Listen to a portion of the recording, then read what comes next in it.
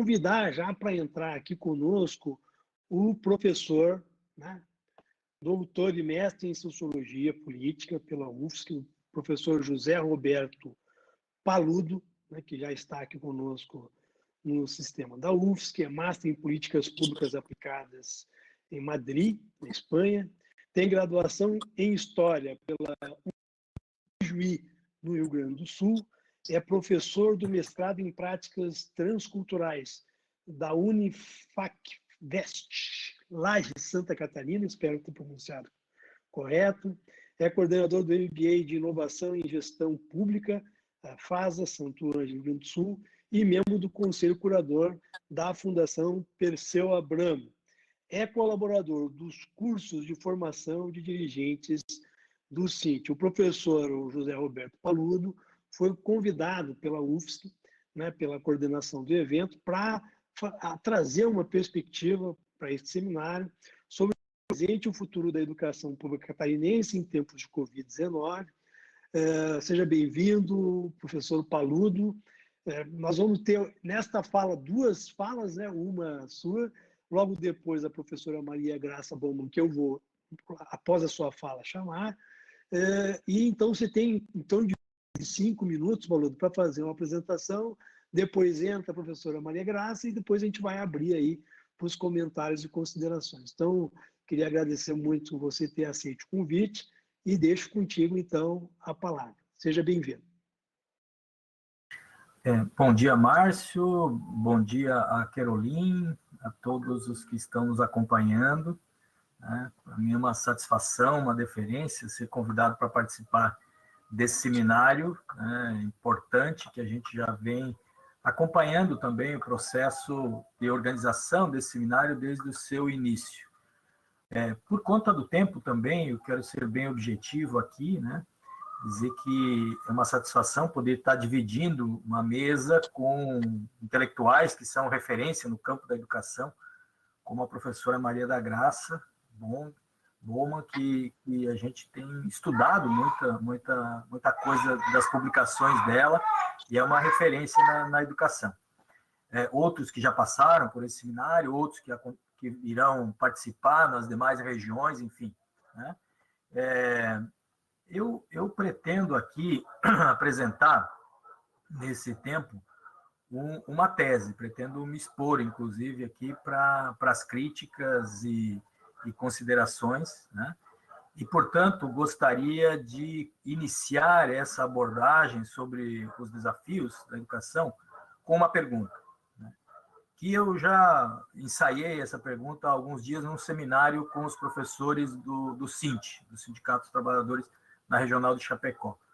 O que é que tem a ver a escola com a educação? Essa é a pergunta provocativa, né? Qual é a relação da escola com a educação? A escola é uma invenção política grega, né? Nós sabemos que ela tem origem, como várias outras instituições, né? nesse modelo do passado, né?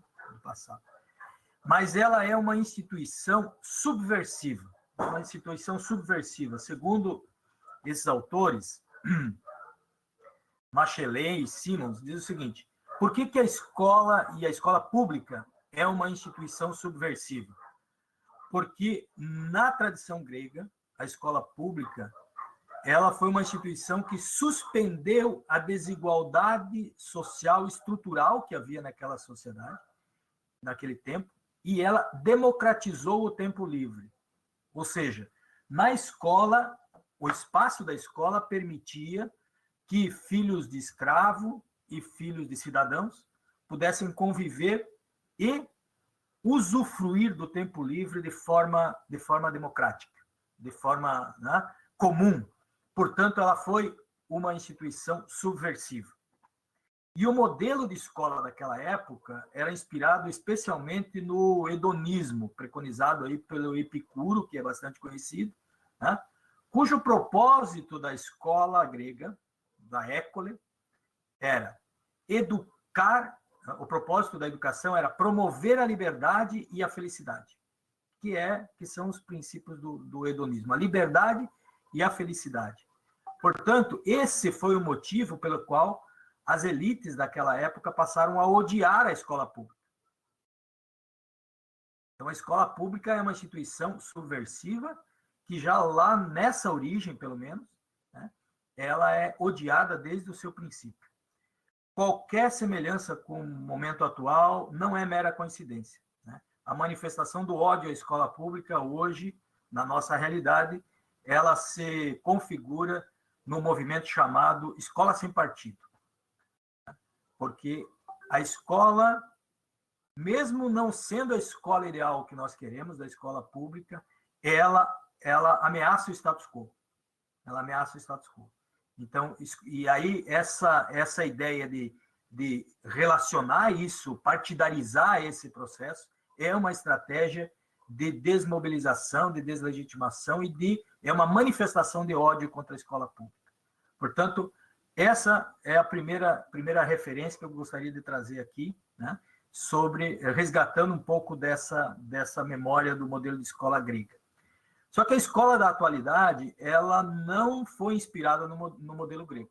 Pelo contrário, ela sofreu, por um lado, a influência do modelo militar a partir de Bismarck, na Prússia, no período, né, de 1800, mais ou menos 1880, nesse período em que na Prússia se desenvolvem os 3 pilares da Seguridade Social que nós entendemos hoje, a educação, a saúde e a assistência social, como mecanismos de controle do Estado sobre a sociedade. Portanto, o modelo militarizado. Isso sim tem uma influência sobre o modelo de escola que nós temos hoje. E, por outro lado, o modelo da Revolução Industrial. Da Revolução Industrial. Tanto que nós carregamos nas marcas, né, da escola que nós conhecemos, alguns instrumentos de gestão da escola carregam o nome dessa inspiração. Grade curricular, né? Produção em série, né? Primeira série, segunda série e assim por diante, são linguagens, inclusive, que trazem as marcas dessas duas influências da escola na modernidade. Né? E aí eu recomendo um documentário que eu não canso de assistir, apesar de ser bom, chamado Educação Proibida, né? Organizado aí por vários professores, um deles que eu conheço, o professor Carlos Munhoz, chileno, e que discute muito bem essa origem, esse processo de transformação e as deficiências que nós temos hoje, desse modelo de escola. Né? Também nós temos no modelo, principalmente no modelo brasileiro, uma influência, inclusive, da escola do período medieval, uma herança medieval no nosso modelo de escola, que é essa situação da escola dual. A escola dual, a diferença, a convivência dentro do sistema, né, de escolas para rico e escola para pobre, que já era denunciado lá pelos pioneiros da Escola Nova, né, em 1932. Né? Nós conhecemos muito o Anísio Teixeira, mas eu queria também trazer presente aqui uma professora que subscreveu o manifesto dos pioneiros da Escola Nova, uma professora chamada Armanda Álvaro Alberto, pouco lembrada. Alguém já ouviu falar? Armanda Álvaro Alberto. Essa professora, em 1919, havia começado em Niterói uma escola ao ar livre para filhos de pescadores. Depois, em 21, ela fundou a Escola Proletária de Meriti, em Duque de Caxias, no Rio de Janeiro também, baseado na teoria montessoriana. Tá? E dentre outros feitos da professora Armanda Álvaro Alberto, ela foi presidente da União Feminista do Brasil na década de 30. Então, às vezes, nós temos trazendo presente essa questão do resgate histórico também, nós trazendo presente o papel de algumas mulheres que muitas vezes esquecida nesse processo, né? E que a gente lembra de um ou outro ator e se esquece de algumas figuras importantes. Armanda Álvaro Alberto. Né? Gravem esse nome, procurem, pesquisem, vocês vão gostar da história e da trajetória dessa guerreira. Né? Então, nós temos no Brasil a influência da militar, industrial e, inclusive, do período medieval. E o que isso tem a ver com os tempos de pandemia ou com o futuro? O que isso tem a ver? Esse modelo de escola dual aqui, essa dualidade está presente em vários recortes, hoje dentro da escola. Está presente no recorte de classe, está presente no recorte de gênero, está presente no recorte de raça. Quanto maior, né, ou quanto sobe o degrau do ponto de vista da escolarização, mais diferenciação e mais restrições tem, de classe, de gênero, de raça e, principalmente, de pessoas com deficiência. Né? Nós vemos a luta aqui da deputada Luciane Carminati, que nos antecedeu aqui, pelo segundo professor, por todo o carinho que tem para acolher e atender e construir, né, as possibilidades da inclusão das pessoas com deficiência na educação, mas nas universidades eles enfrentam problemas muito sérios, muito difíceis de inclusão nas universidades. Alguns tipos de deficiência têm algum acesso, outros têm muita dificuldade. Né? Essa escola já faliu. Esse modelo de escola aí já faliu faz tempo, faz algumas décadas, mas ainda não foi eliminado. Ele continua aí cambaleando, né, até os dias atuais. E o que a pandemia tem a ver com isso? A pandemia escancarou essa falência. A pandemia escancarou a falência desse modelo de escola, né? Inclusive, alguns ainda não fazem questão de não perceber. Esse modelo de escola não é mais suportável, né? Com ou sem pandemia. Com ou sem pandemia, esse modelo de escola não é mais suportável. Está decretada a falência desse modelo dual, militarizado e industrializado, né, que vigorou por 2 séculos. Por 2 séculos.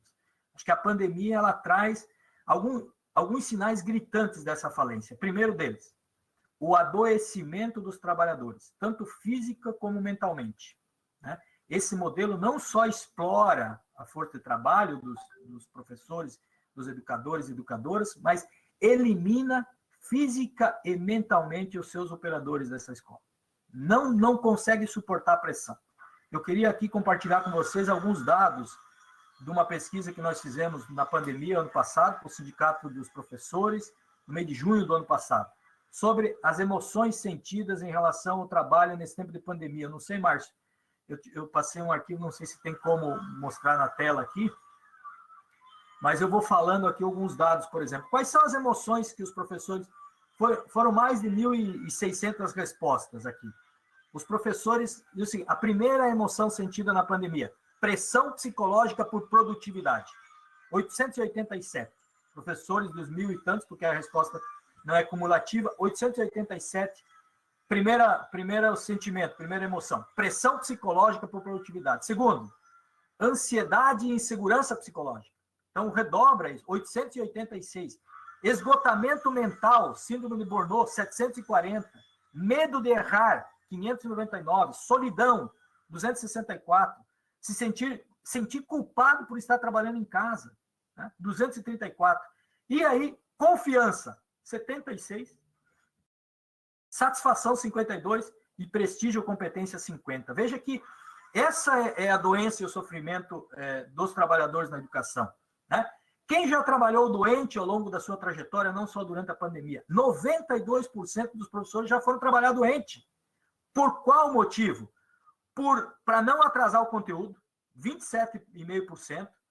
Por medo ou receio de ter cortes ou eliminação de salário, 23,6%. Por não ter substituto, 21,4%. Para não sofrer constrangimento, 17,7%. E medo de perder o emprego, 9,8%. Os motivos pelos quais foi trabalhar doente. Né? Então, nós temos um sistema de opressão muito forte no modelo de escola que nós temos aqui.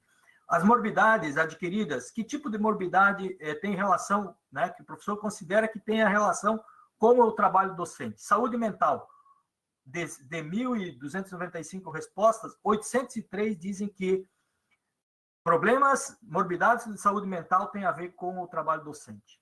Dores osteomoleculares, em segundo lugar, 734, com problemas de estrutura óssea, de dores nos membros, nas costas, etc. Doenças do sistema digestivo, 462, também são consequências de ansiedade e outros. Doença do aparelho circulatório, problemas fonoaudiólogos, 323. Veja só, 37,7% desses professores portadores de doenças crônicas. Não estão falando de algum tipo de problema de saúde. Quase 40% portador de doenças crônicas. E mais de 50% usa medicamento contínuo ou controlado. Mais de 50% dos professores usando medicamento contínuo controlado. Né? E que fatores que podem causar esse tipo de problemas de saúde? Cansaço e desgaste, em primeiro lugar, de 1.349 respostas, 1.124 respondem. Cansaço e desgaste. Muitos convidados para participar de seminários assim, eu não aguento mais tela de computador, não aguento mais participar de live, assim, há um esgotamento total disso. Lidar com indisciplina, com tensão, com conflitos, em segundo lugar, mais de 1.000 respostas. A ansiedade, quase 1.000 respostas, 989. Falta de equipamento e estrutura adequada, 761. Como a infraestrutura influencia no sofrimento dos trabalhadores.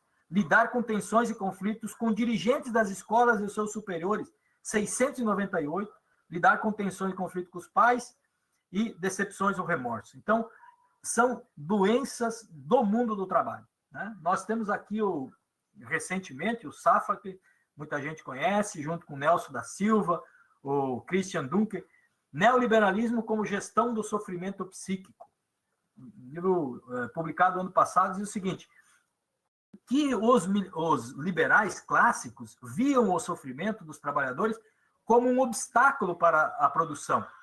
O neoliberalismo se aproveita do sofrimento e extrai o máximo de cansaço com o mínimo de risco jurídico. Então, essa é a situação que nós estamos enfrentando e agravado pela pandemia nesse contexto atual. Né? Outro autor aqui, que é o Guy Stanley, que é o meu livro de cabeceira sobre o debate sobre o precariado, a nova classe perigosa, né, de 2014, ele diz o seguinte, ele tem um capítulo que fala da política do inferno, e ele trata o estado terapêutico. Ele diz que o estado terapêutico se apresenta da seguinte forma. Enquanto se propunha a fazer as pessoas felizes, o paternalismo libertário e o utilitarismo que lhe é subjacente desencadearam um culto às terapias. E o instrumento hegemônico hoje, do tipo de terapia, chama Terapia Cognitiva Comportamental, sigla, TCC. Né? Essas terapias ensinam as pessoas como viver, reagir e mudar de comportamento para suportar essa forma de exploração e de sofrimento em relação às doenças do trabalho. E nessa pandemia, o que a gente mais vê quando acessa um YouTube, um Facebook, são propaganda, ou dizendo como ficar rico, ou dizendo como você superar a depressão, os problemas de ansiedade. Né? Um outro sinal de falência, então, essa falência do sofrimento do professor. Outro sinal de falência é a gestão, que eu chamo de gestão do desespero e do sofrimento. As medidas governamentais durante a pandemia focaram especialmente para garantir os 200 dias letivos e 800 horas de aula por ano. Isso através da ameaça, assédio moral, pressão psicológica. A política de governo para a pandemia na educação era obrigar a cumprir as horas aula que define a LDB. De um jeito ou do outro. Não importa como. Vocês têm que cumprir as 800 horas para validar esse ano. Entendeu? Porque nós não podemos parar, porque não é porque tem pandemia que a escola pode... Então, essa foi a política de governo. O que mais que o governo fez em relação a isso? Está agora priorizando vacina para professores porque não tem mais como... chama a aula presencial, metade dos professores e 30% dos alunos contaminados, tem que voltar tudo para casa e fecha de novo. Então, não é porque é uma política de governo, é porque não tem saída. Né? A única política do governo que teve foi pressão para cumprir horas. Né? E aí, o que outra gestão eles estão propondo? Volta ao passado. 3 alternativas que os governos estão propondo. Homeschool.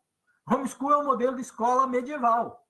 Né? Os pais contratam os tutores para ensinar seus filhos em casa. Militarização. Falei, Bismarck, 1880. Né? Escola militar.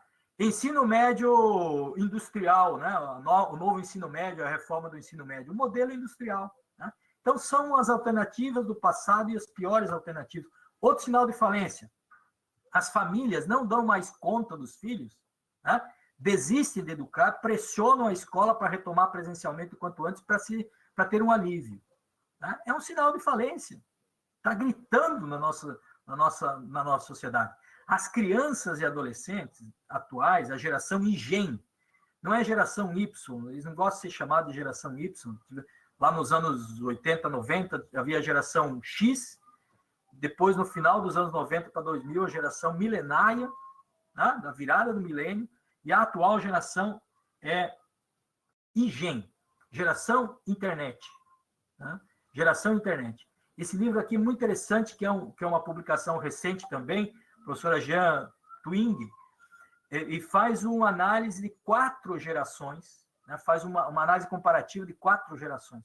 E ela diz o seguinte: as crianças e adolescentes do mundo atual, da geração IGEM, são super conectadas, porém estão crescendo menos rebeldes, mais tolerantes, menos felizes e completamente despreparados para a vida adulta.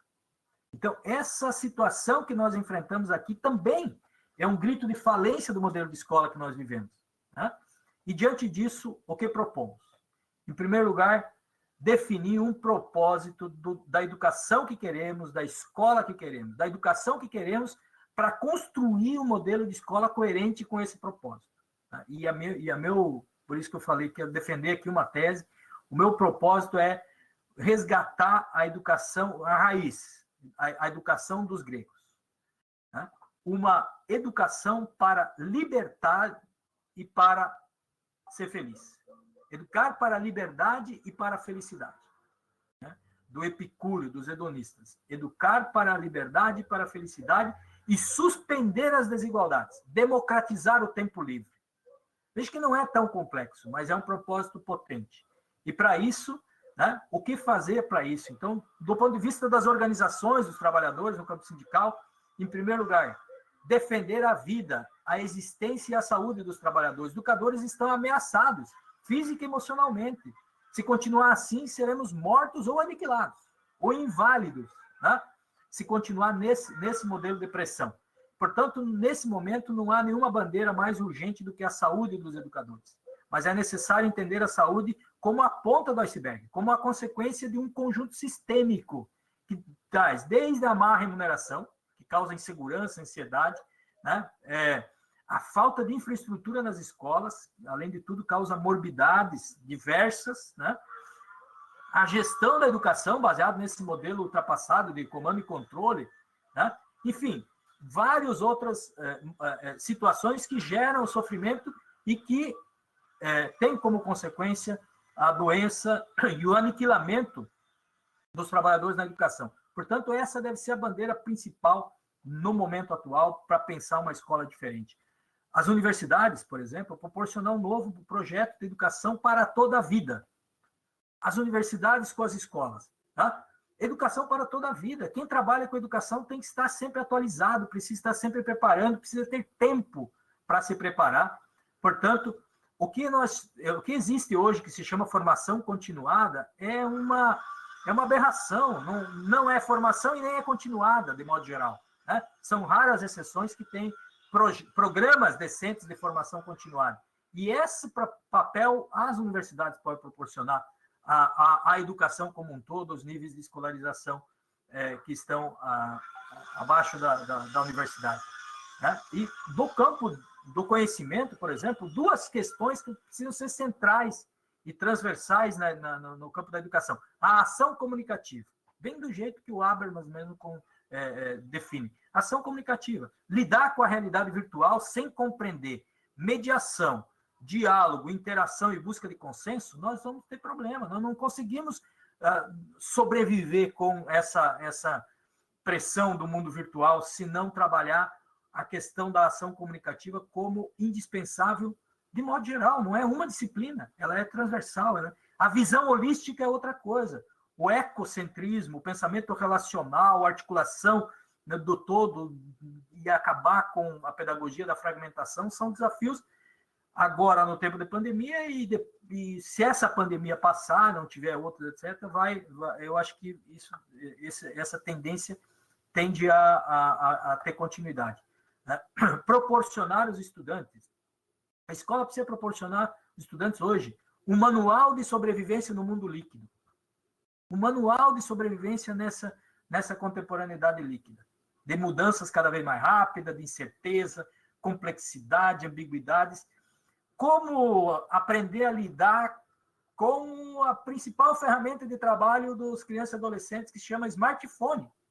Como lidar com isso de forma propositiva, como uma ferramenta de busca de conhecimento, e não...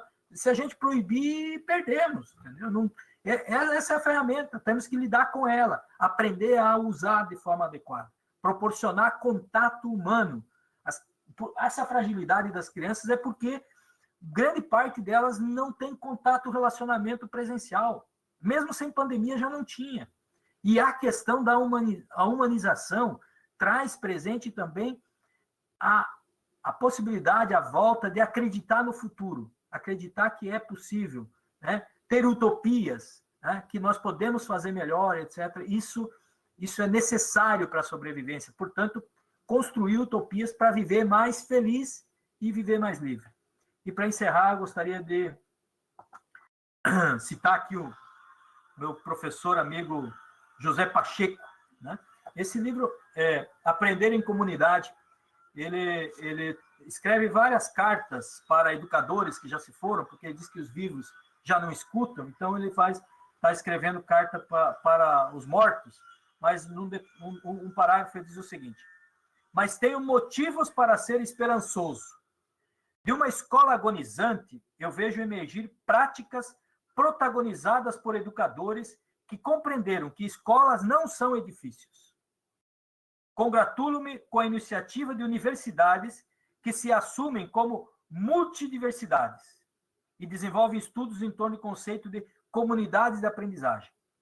Aprendo com educadores que aprendem com outros educadores, mediatizados pelo mundo, sabendo que não se trata de levar a comunidade para a escola ou fazer visitas de estudo à comunidade, pois ninguém visita a própria casa. Talvez essas práticas anunciem ter chegado o tempo de novas construções sociais, de uma outra escola. Talvez esteja em curso a tão esperada ruptura paradigmática do que nós chamamos da escola. Portanto, vou ficar por aqui, depois participar do debate. Muito obrigado. Obrigado, Paludo. Obrigado pela sua generosa participação no seminário, né? Por trazer um conjunto de distinções aqui para que a gente possa pensar e refletir. Eu vou ler alguns comentários antes de chamar a professora Maria da Graça aqui, que apareceram no YouTube, né? Primeiro, a Vera Freitas falando da atividade cultural, né?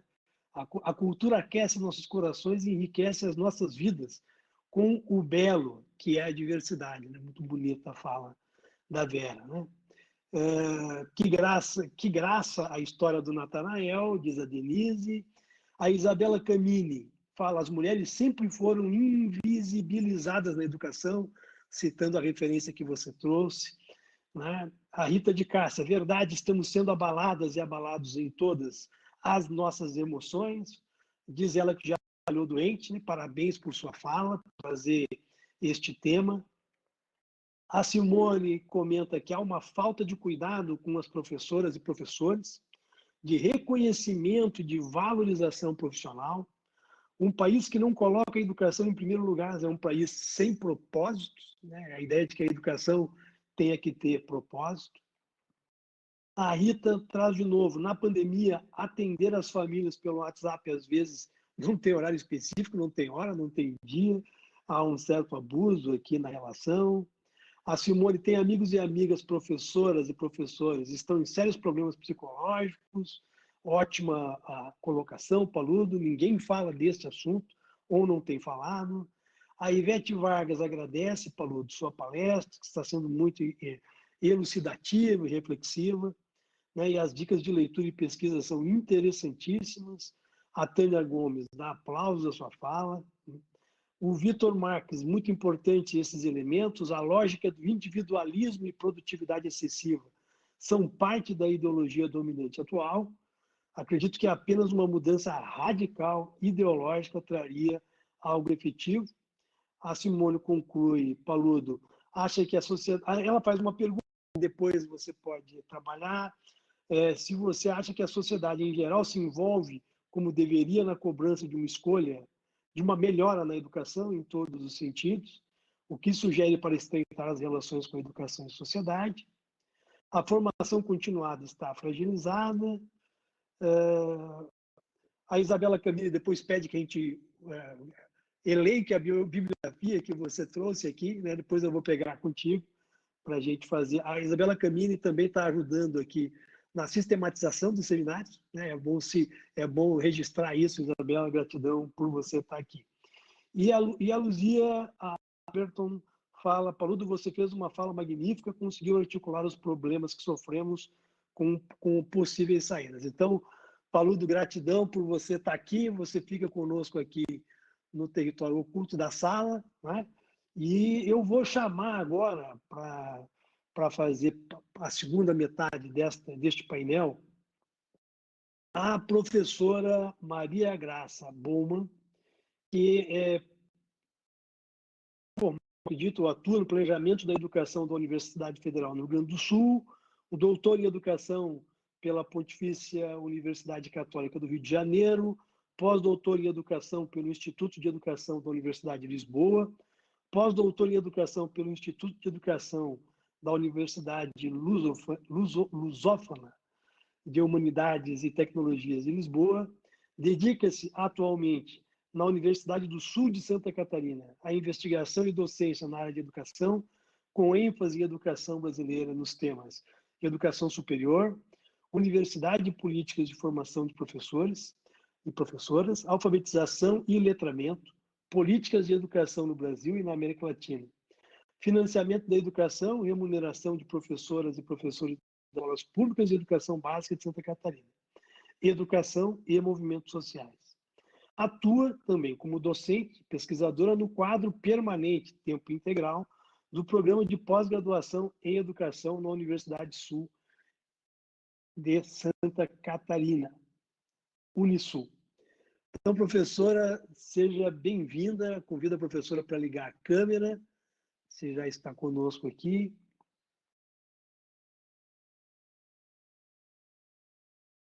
Eu fico aqui, ou Márcio? Posso. Não, Paulo, eu acho que você pode sair, você fica assistindo no oculto para a gente dar um primeiro plano para a professora Maria Graça. Obrigado. Até daqui a pouco. Deu? Chegando, seja bem-vinda.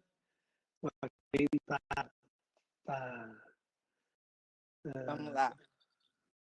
A tua câmera ainda está abrindo. Está abrindo, né? Isso. Vamos lá. Essas são as questões que vivem as professoras, professores, educadores e educadoras neste tempo, né, professora Maria Graça? As dificuldades de internet, não só mas educandos, né? Aqueles que se dedicam efetivamente para acessar os conhecimentos, acessar as aulas, também têm enormes dificuldades tecnológicas. Ontem, enquanto você está abrindo aí, ontem a professora Laide de Giovanni falou bastante disso, falou muito, pontuou, enfatizou e fundamentou de maneira brilhante, né, o abismo na sociedade brasileira e também entre os continentes, né, sobre o acesso a essas tecnologias. Então, não está conseguindo. Tá difícil. Sua câmera está, de fato, ainda não abriu. Eita. E aí, o que é que eu faço? Eu vou tentar de novo. Vamos ver agora. Há pouco abriu. Pois é, deixa eu perguntar para a área técnica aqui se há alguma alternativa. Se existe algo que possa me ajudar aqui, enquanto... Só vejo o meu nome aqui, mas não abre. De fato, parece que a sua câmera está escura, professora. Está escura, pois é, mas está ligada. Oh, meu Deus, vou desligar ele de novo, vamos ver. Câmera, média qualidade, iniciar. Isso, tem que permitir a câmera. Vamos ver se reinicia agora. Ele sinaliza, mas não abre.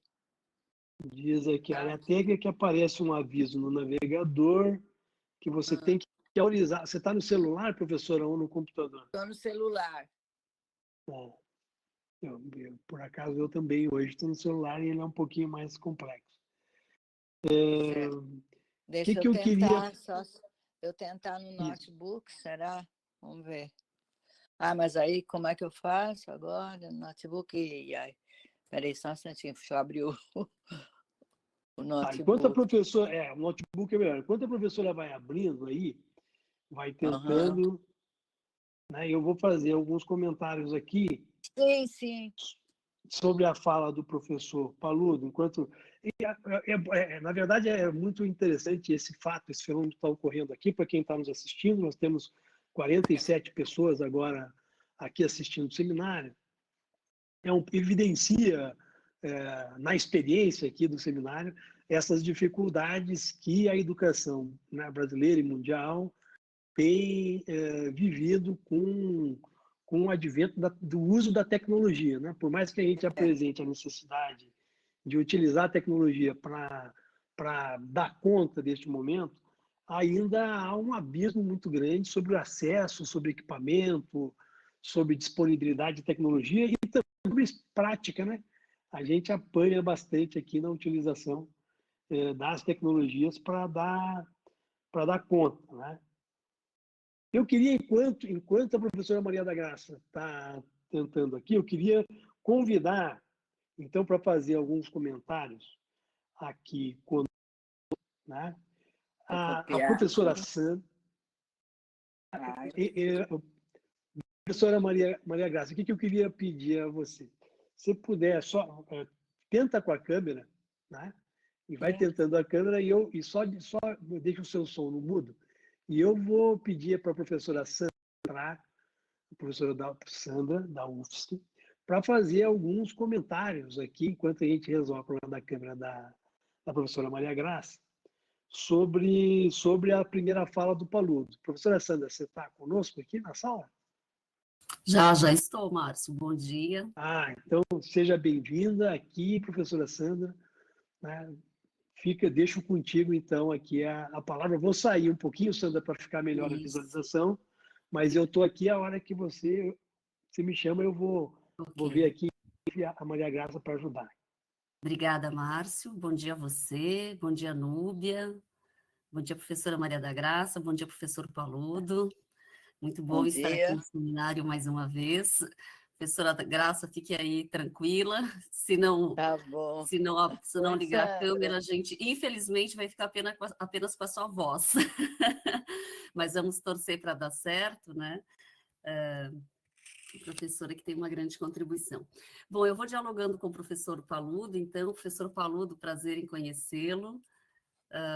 Muito interessante, muito provocativas a sua fala, as suas considerações. Eu fiquei aqui bastante motivada para a gente dialogar. Tinha pensado até em fazer uma articulação, mas a gente vai conversando aqui, depois a professora Maria da Graça pode entrar no nosso debate também, né? Como ela quiser. Eu não estou conseguindo, nem no meu notebook, não estou conseguindo. Talvez o William possa nos ajudar aí. Puxa, uma questão técnica mesmo, mas eu estava há pouco, eu me vi, inclusive, então Graça, um problema aqui.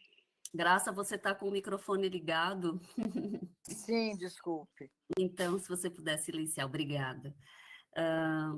Professor Paludo, eu e todos, né, que nos acompanham, a gente está aqui para entender, né, esse momento, refletir esse momento em que vivemos, e o professor Paludo começou com uma abordagem histórica sobre a escola que eu gosto muito e acho fundamental, né, porque quando a gente tira as coisas, a escola não é uma coisa, né, a escola é uma relação, mas quando a gente tira os nossos objetos, melhor dizendo, né, do contexto, aí a gente não entende, né, então por isso que a história sempre é uma excelente ferramenta, né, e nessa esteira que o professor Paludo nos deixou, né, de que a escola é subversiva, eu eu refletiria, professor, que a escola, ela pode ser tanto subversiva quanto moldadora, né? Eu acho que a sua fala trouxe isso, né? O senhor foi defender a escola subversiva,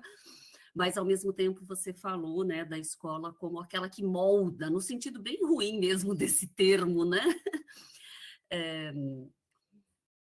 Porque a educação, ela sempre trabalha, né, me parece, entre esses limites, né, da adaptação, nesse sentido bem ruim mesmo que a gente tem do adaptar, né, do formatar, do enquadrar, né, que não é, evidentemente, a perspectiva que nós defendemos, mas a escola tem feito isso, as sociedades fazem isso, né, até um outro limite, podemos dizer assim, que é o limite, que é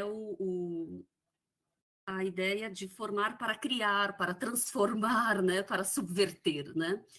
Então, eu penso que a escola, na história, ela cumpre, ou pode cumprir esses dois papéis, né? Tudo o que eu queria dizer, acho que um pouco em sintonia com o que o professor falou, é que a escola, ela sempre se liga profundamente à sociedade na qual se encontra, um pouco a perspectiva que eu tenho, professor Paludo, o senhor pode discordar, ou pode, né, esse é o bom, né, quando eu fiquei ouvindo, anotando aqui muitas questões que você falou para pesquisar, né, e se a gente divergir, isso também é muito bom para a gente aprofundar aqui, né, mas acho que ainda acho que não é o ponto, acho que a gente concorda aí, né. Então, eu diria que a escola... Vou falar um pouquinho sobre isso e depois eu me encaminho para duas questões que eu preparei, né? Eu diria que a escola, então, ela é uma instituição histórica, ela se liga profundamente com as sociedades nas quais ela se encontra, né? E diria até que é impossível a escola ser ahistórica, né? Ou ser desligada totalmente da sociedade na qual ela se encontra. Eu gosto muito de um texto muito pequenininho, do professor Pedro de Alcântara Figueira, que ele diz, olha, o objetivo máximo de uma sociedade é tornar os indivíduos membros dela, né? Quer dizer, a sociedade precisa nos formar para que a gente adquira, né, os comportamentos, os valores, os conhecimentos que essa sociedade demanda, o que inclui, veja, o que inclui a submissão, a passividade, a alienação, se é isso que a sociedade demanda, né? É claro que as sociedades também precisam eventualmente, de transformação e tal, mas veja, uma sociedade não educa, vamos lá, falar um pouquinho mais concretamente, o capitalismo não pode nos formar, ele só pode nos formar como sujeitos burgueses, ele não vai nos formar como sujeitos medievais, ou então, sei lá, socialistas, né?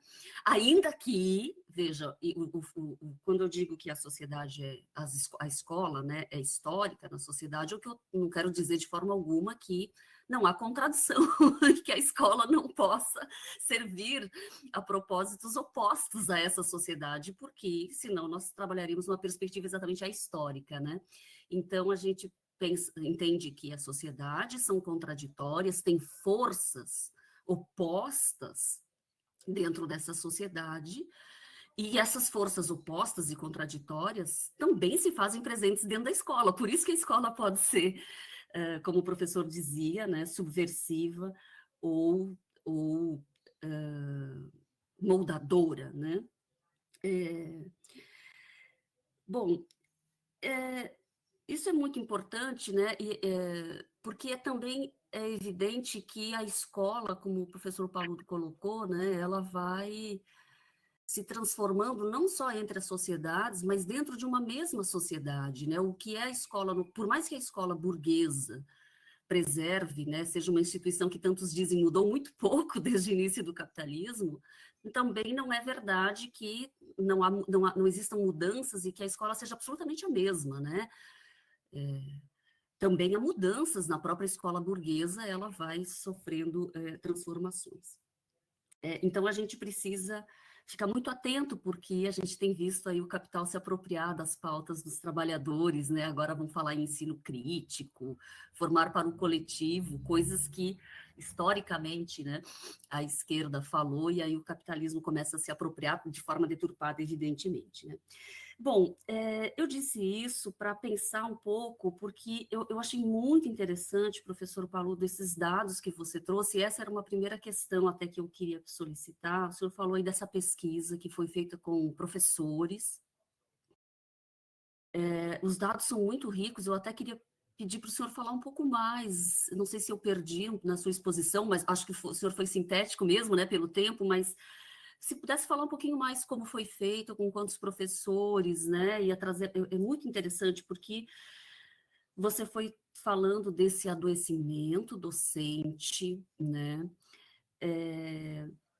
se liga a esse adoecimento, né, uma enorme desmotivação, está completamente articulado, uma enorme desmotivação de professores e de estudantes, e aí, claro, a gente teria que perguntar por que estão desmotivados, né, porque a desmotivação é uma consequência, não é uma causa, né? E a gente está muito, às vezes, na educação, muito lidando com a aparência, com a consequência, né? E vamos buscar as causas, né? Então, acho que o professor foi tocando um pouco nisso, né? E eu queria refletir e até perguntar nesse sentido, porque, veja, o professor falou do adoecimento dos professores, mas a gente também tem o adoecimento das crianças e dos jovens, dos estudantes, né? Eu não tenho dados aqui, mas eu sei que os jovens e as crianças estão muito adoecidas, né? Inúmeros tipos de doença têm crescido exponencialmente, né? E eu queria refletir o seguinte, na minha leitura, né? Quando crianças, professores e jovens estão doentes, eu diria que não só a escola está doente, eu diria que a gente vive uma sociedade doente. E nesse sentido, eu diria ainda, com base em alguns autores, que, no fundo, se fala muito de uma crise da escola e da educação. Sem dúvida, a gente tem uma crise da escola e da educação, mas antes de ser, não sei se antes, né, mas a crise da escola e da educação é articulada a uma crise social profunda. Exatamente porque a escola não vive à margem da sociedade, né? Então, e aí eu avançaria no meu raciocínio dizendo que mudar a escola é mudar a sociedade. Estou falando isso desde a teoria marxista, né?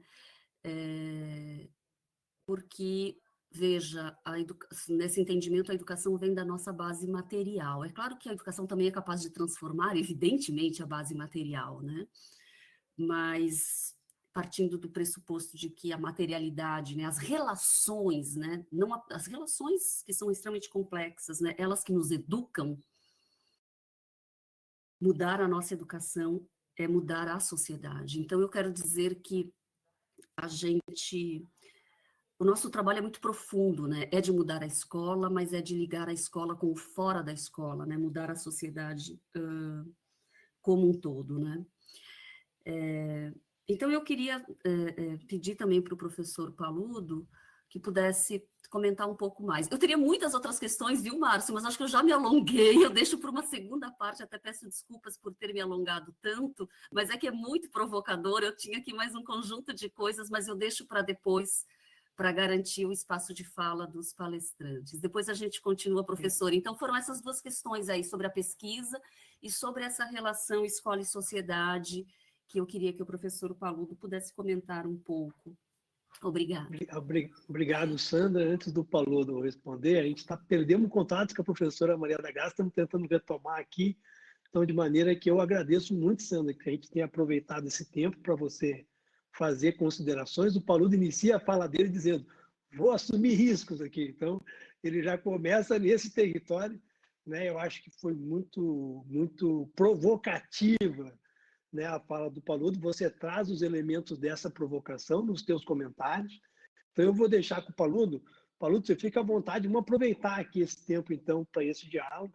Se por acaso a professora Maria da Graça conseguir retornar, a gente vai lamentar, mas vamos convidar ela para um próximo seminário, para ela nos acompanhar, se for o caso. Mas vamos ainda insistir com ela aqui para ela acompanhar e fazer uma parte aqui na fala ainda de manhã. Então, Paludo, deixo contigo, tá?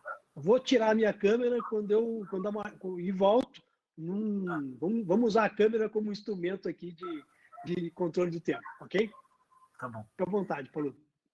Tá bom, eu agradeço, Márcio, a professora Sandra, lamento aqui pela professora Maria da Graça e, né, para mim, como eu falei inicialmente, isso é uma honra estar dividindo uma mesa com ela e ouvindo, interagindo também pelo respeito que tenho pelo trabalho, pela dedicação e a contribuição intelectual também da professora Maria da Graça. No campo da educação, aí muita gente conhece as pesquisas e o que ela tem contribuído. E a professora Sandra, assim, eu acho um dos riscos que o Márcio fala aqui é o risco da simplificação, né? A gente, em poucos minutos, tenta fazer algumas generalizações sobre os modelos de escola, e acho que você traz presente isso, quer dizer, não tem só escola moldadora, usando o termo que você utilizou, obviamente que tem muita resistência, tem muita alternativa, e o parágrafo final aqui que eu li do professor Pacheco mostra isso. Tem utilizando também, tem um realismo esperançoso aqui, né? Utilizando o Suassuna, Ariano Suassuna, dizendo, tem um realismo esperançoso dentro da escola, né? Essas opções, diria que também não são só duas opções, né? Não há uma questão dicotômica aqui entre uma escola subversiva, uma escola moldadora, é uma simplificação que a gente está colocando. Mas eu sinceramente acho que para moldar sociedade não precisa de escola. Nós temos outras instituições que dariam conta disso. Para treinar, adestrar pessoas para o trabalho, tem outros mecanismos, não precisaria de escola, né? Para ensinar comportamentos, para conviver em sociedade, tem, né, a instituição, a família é uma instituição criada politicamente, né, as igrejas, os meios de comunicação, todas são. Então, não precisaria de escola para fazer o adestramento, modelar, entendeu? Então, aprendizagem, eu acho que a escola faz sentido dentro dessa perspectiva de construção de liberdade. Daí, liberdade não é aqui liberdade de não fazer nada, liberdade de pensamento, liberdade de criação, liberdade de ousar, contestar e fazer algo diferente, né? Liberdade de inovação, de criação. Então, essa é a missão, é a essência do papel de uma escola, né? E gerar felicidade, tanto que quando constata de que a geração atual é uma geração muito mais infeliz, menos ousada, né? Que acredita menos em utopia, está gritando, né? Esse sofrimento está gritando nessa geração de crianças, dizendo essa conexão excessiva, esse mundo distanciado, etc., ele gera infelicidade, e a escola é uma esperança para isso. Então, eu acho que, mais do que nunca, sim, nós temos o papel, né, de trazer de volta a essência do papel da escola. É uma função, é uma luta nossa. Não é fácil fazer isso. Nós estamos num momento, não é de adoecimento da escola, da sociedade, etc. O planeta está adoecido. Nós estamos num momento de pandemia. E pandemia é isso, é uma resposta, uma resiliência da natureza em relação ao adoecimento do planeta.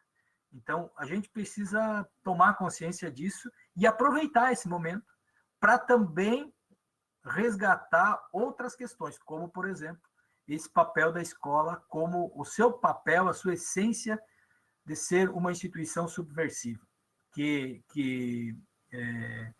enfrenta a ordem, etc. Eu vejo aqui o nosso papel de professores, inclusive, eu gosto muito do Rubem Alves, que tem um vídeo dele falando: eu pensei num modelo do professor de espanto. O professor não ensina nada. O Paulo Freire também dizia isso, né? O professor não ensina nada. O professor tem que gerar a curiosidade, a provocação das crianças, dos adolescentes, para que eles perguntem, eles se perguntem. Isso gerar liberdade, liberdade de pensamento, para não ser adestrado a repetir aquilo que as outras gerações já conhecem, consolidaram. O papel da escola é futuro, é pensar para frente. Então, ela tem que ser, na minha parte, para cumprir esse papel como escola, na sua essência, tem que ser subversiva, né? E aí, linkando essa questão da sociedade e da escola, inclusive com a pergunta da Simone, que estava ali no chat, né, se a sociedade vai se mobilizar e tal, eu acho que aqui tem uma questão que é, a escola, na medida que a escola se distancia da sociedade, a sociedade não se importa com o que acontece na escola. Para que a escola, para que a sociedade se importe, se mobilize para ajudar a transformar a escola, e também concordo com a professora Sandra, que a transformação tem que ser, né, na escola e da sociedade, precisa aproximar, né, precisa interagir, precisa estar junto, o que o Zé Pacheco fala, nós não vamos levar a sociedade para visitar a escola e nem vice-versa, porque ninguém visita a sua casa. Nós não temos que ficar separando essas coisas. A escola é parte da sociedade. Então, eu acho que quando a sociedade não reage, é porque a escola está distante da sociedade. Então, ela está apartada, não tá percebendo o que acontece lá dentro, fica entre quatro paredes.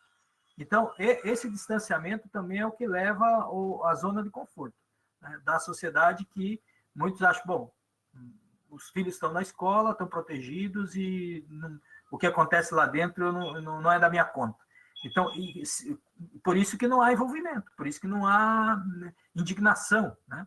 Então, eu acho que essa transformação da escola e da sociedade, sim, ela precisa interagir, aproximar, estar junto para que ocorra, né? Para que ocorra essa... E aí, nesse lado, né, impositivo, que a pandemia nos traz, não os decretos, a pandemia nos traz uma imposição do distanciamento e do isolamento, isso grita. Essa situação grita. E mostra o quanto que há uma incompreensão do papel da escola na sociedade, e principalmente nas famílias. Quando essas duas instituições, família e escola, não estão andando no mesmo ritmo, no mesmo passo, é um problema. Então, eu acho que a transformação passa por aí, né?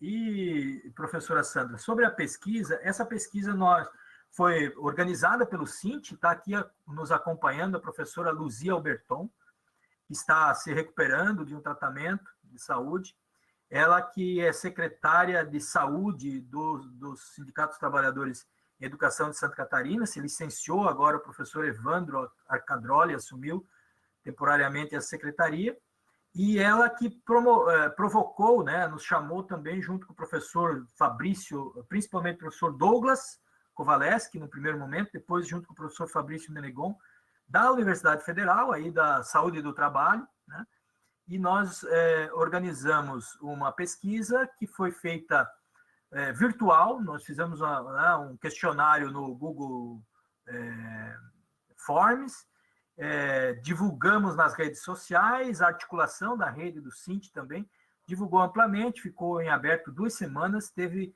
uma amostra significativa, né, tem uma significância importante, uma amostra com praticamente 1.600, eu acho, 1.600 respostas. Então, e ela tinha uma abrangência bem interessante, ela está publicada no site do CINT, para quem quiser pode baixar o PDF, tá aberto, né? Chama Pesquisa sobre Saúde Docente. Então, no site do CINT, bota na busca lá Saúde Docente, pode baixar o PDF com os resultados apenas. Ali não tem uma análise da pesquisa, né? Foi feito praticamente o resultado comentado. E aí tem todos os dados, né? Então, sobre a situação, a condição, inclusive na pandemia, o investimento dos professores, alguém comentou aqui também do investimento em equipamentos, etc. Então, é bem interessante. Tem algumas questões que foram abertas, que a gente fez uma outra sistematização. Mas é uma pequena amostra, né, do que a gente já sabia, né, suspeitava, tinha como hipótese da condição dos professores, e a pesquisa vem apenas confirmar muitas dessas hipóteses e nos dar elementos, números mais concretos para fazer o debate. Eu cito outra pesquisa aqui também, de colegas meus da FACVest, né, que também fizeram uma pesquisa semelhante nas universidades, escolas particulares, aí na rede particular, sobre a situação dos professores na pandemia, acho que esse é o título. Foi a Maria Thaís de Mello, Arceloni Volpato e Simone Dias. Também tem uma publicação muito semelhante.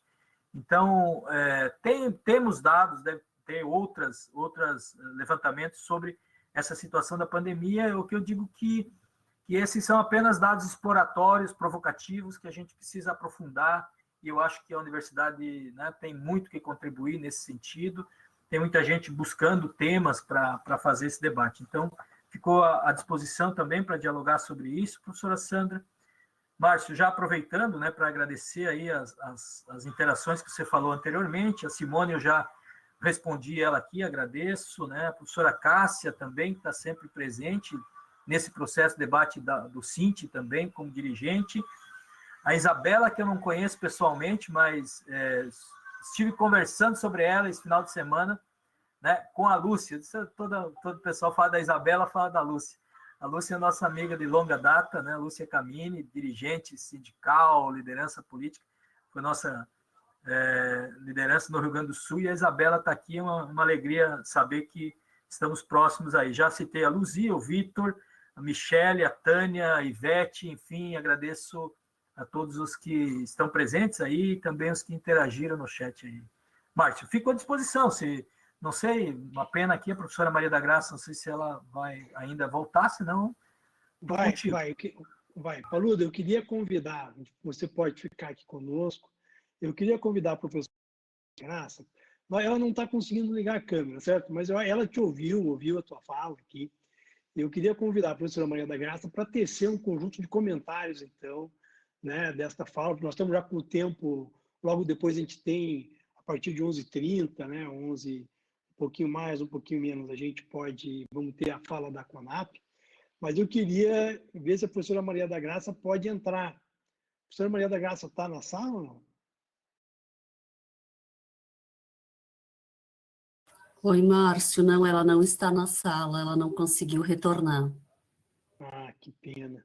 É, Ela está aqui no WhatsApp comigo dizendo que estava acompanhando o Paludo e gostaria de fazer alguns comentários, mas parece que ela não está na sala. Infelizmente, a gente tem esses problemas técnicos, né? Sandra, você quer comentar alguma coisa aqui com o Paludo ainda dessa segunda fala dele? Nós temos um tempo ainda, né? Nós temos 30 minutos nesta parte da mesa.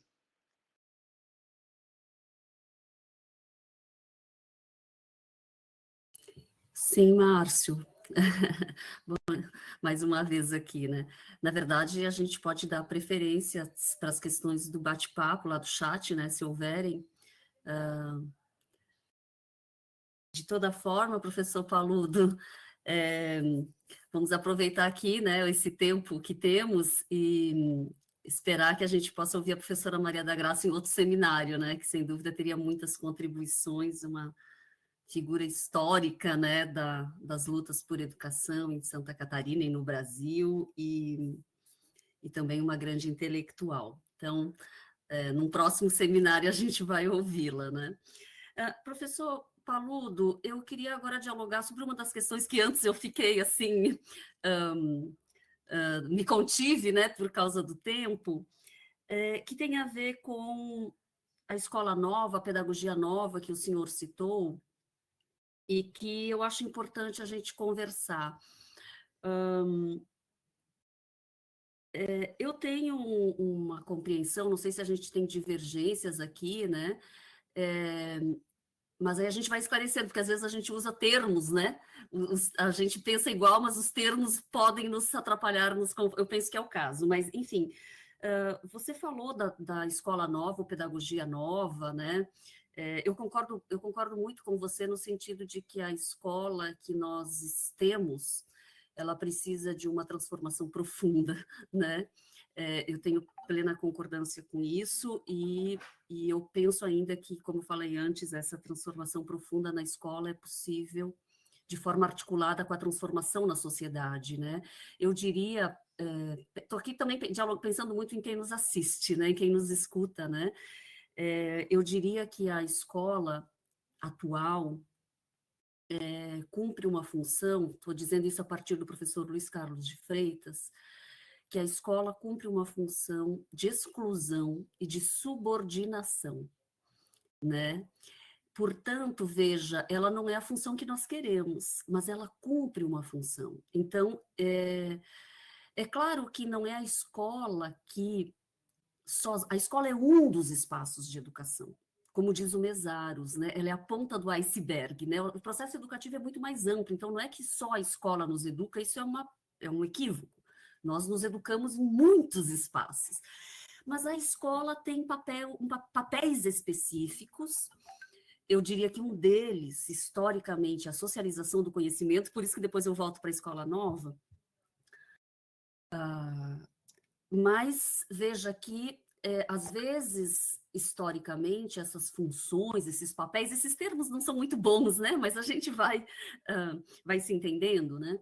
Que a função da escola está hoje no capitalismo, ou sempre esteve no capitalismo e nas sociedades divididas em classes, em grupos, que a escola não é igual para todos, como você colocou, né? Ela é uma escola que vai formar também para essas divisões, ela vai formar para hierarquias, exatamente porque ela não vive isolada da sociedade. Por isso eu, Sandra, não acredito numa escola que vá formar todos de maneira igualitária, não no sentido de uniformidade, né? No sentido de igualdade de base, né?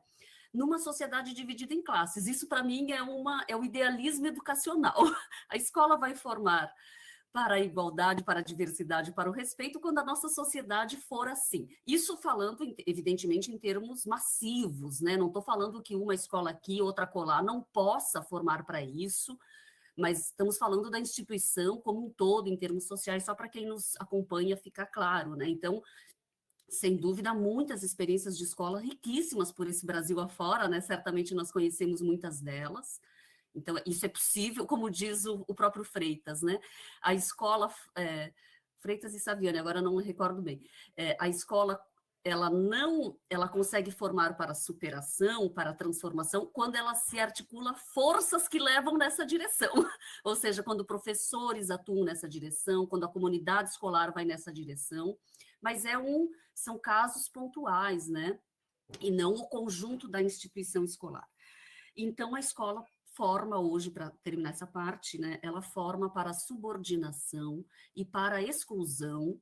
Veja, isso é o contrário do que nós professores costumamos dizer, né? Que a escola serve para socializar, serve, mas veja que essa socialização pode ser excludente, pode ser subordinadora, pode ser adestradora, né? E eu diria que massivamente e, portanto, a escola, nesse meu entendimento, ela cumpre uma função social perversa, mas cumpre uma função, ela não está aí...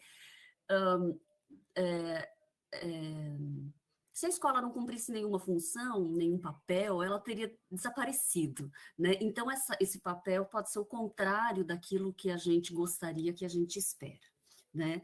Então, eu deixo aqui um pouco essa reflexão, esse convite, né, para quem nos acompanha, pesquisar um pouco sobre isso, né,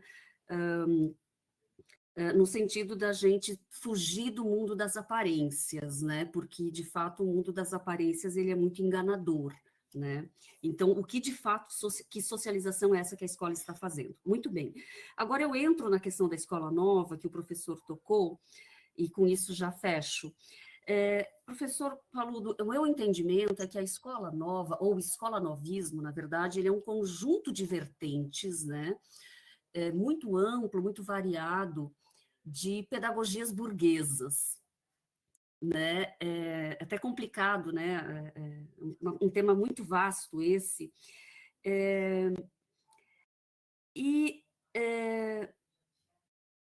a base da escola nova está um pouco nessa ideia, segundo o Dewey, de mudar os indivíduos e mudar a escola sem mudar a sociedade. E, portanto, é uma escola baseada muito numa perspectiva individual, por mais que o Dewey, né, o grande expoente do escola novismo, fale em trabalho coletivo, é uma perspectiva individual. Então, só para a gente se entender e também provocar os nossos professores que nos acompanham, né? Porque eu penso que é fundamental nós superarmos as pedagogias burguesas. Então, eu não sei o que o professor, quando fala da escola nova, o que ele... como eu disse, tem muitas vertentes aí da escola nova. E, por último, Márcio, e alongando de novo, né? Eu diria assim, Professor Paludo, eu penso que o ensino ele é fundamental na escola. Não o ensino bancário, como o Paulo Freire falou, né, a transmissão do conhecimento bancário, naquele sentido de que o professor fala e precisa entrar na cabeça do aluno, porque não é assim que funciona. A psicologia educacional, desde Vygotsky, né, ou muito antes dele, há mais de 100 anos, esclareceu que não é assim. Então, essa forma não ocorre, essa forma bancária. Mas o ensino, ou seja, a transmissão, de novo, não é mecânica, a socialização desse conhecimento complexo, desse conhecimento sistematizado, precisa do trabalho do professor, precisa desse trabalho do professor que é um profissional, mas às vezes também é um adulto, ou até uma criança que não é professor, né, mas desse indivíduo mais experiente, enfim, né. E eu penso que isso é fundamental, porque aqui a gente tem uma grande confusão, né, desvalorizando, porque a negação do ensino, para mim, por isso eu queria dialogar com o professor, né, podemos discordar, ou enfim, né, ou podemos falar com outros termos, né, eu diria que a dimensão do ensino, da socialização desse conhecimento complexo é fundamental na escola, ela se liga, né, à transmissão do patrimônio cultural, das gerações antigas para as novas, ele é fundamental para a apropriação, inclusive para a transformação, né? Porque a gente transforma também a partir daquilo que as gerações anteriores nos legaram. E que isso é fundamental. Sem isso, a gente também não cumpre o papel da escola, né? Como democratizadora da educação, como formação do pensamento complexo, do pensamento abstrato, né, teórico.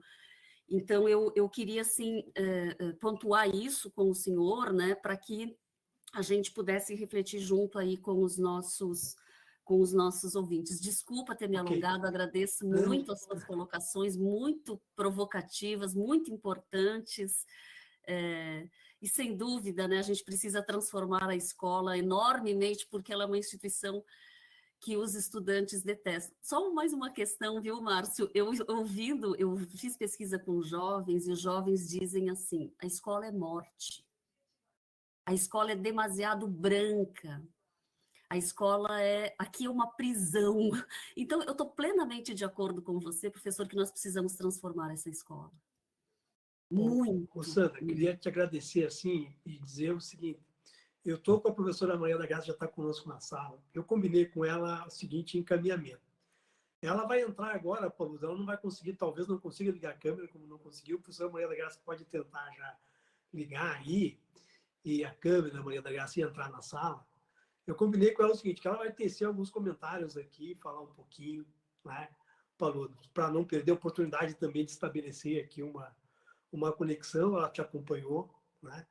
E dizer que se por um lado a gente perdeu ela de estar aqui, por outro a gente ganhou nesse diálogo, né? E vamos ter a oportunidade de ter a Maria da Graça num outro momento conosco, já com mais tempo para falar dela. Então, queria checar com a Maria da Graça se ela está aqui conosco.